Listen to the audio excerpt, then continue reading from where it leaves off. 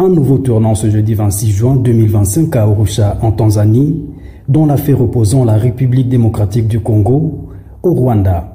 La Cour africaine des droits de l'homme et des peuples siégeant à Arusha en Tanzanie a déclaré recevable la requête introduite par la RDC contre Kigali.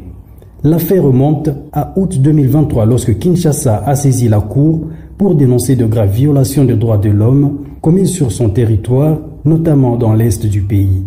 Le gouvernement congolais accuse le Rwanda de soutenir activement le groupe armé M23 responsable des massacres, de déplacements forcés et d'exactions contre les civils.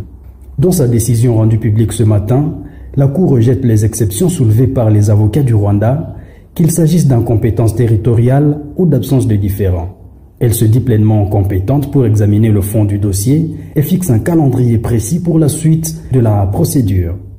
Le Rwanda dispose désormais donc de 90 jours pour répondre à la requête, tandis que la RDC aura 45 jours pour déposer sa réplique à partir de la réception des arguments adverses. Kinshasa reproche à Kigali son appui au M23, accusé d'avoir attaqué plusieurs localités dans le Nord Kivu et qui contrôle même aujourd'hui plus de la moitié de la province ainsi que du Sud Kivu.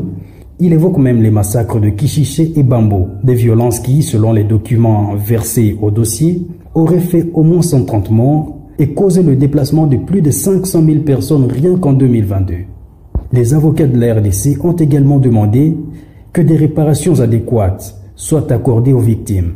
Cette question de la compensation fera partie des prochaines étapes du procès si la responsabilité du Rwanda est confirmée. Réagissant brièvement à cette annonce, l'association congolaise pour l'accès à la justice ACAJ a salué une victoire dans la lutte contre l'impunité et les violations des droits humains en RDC.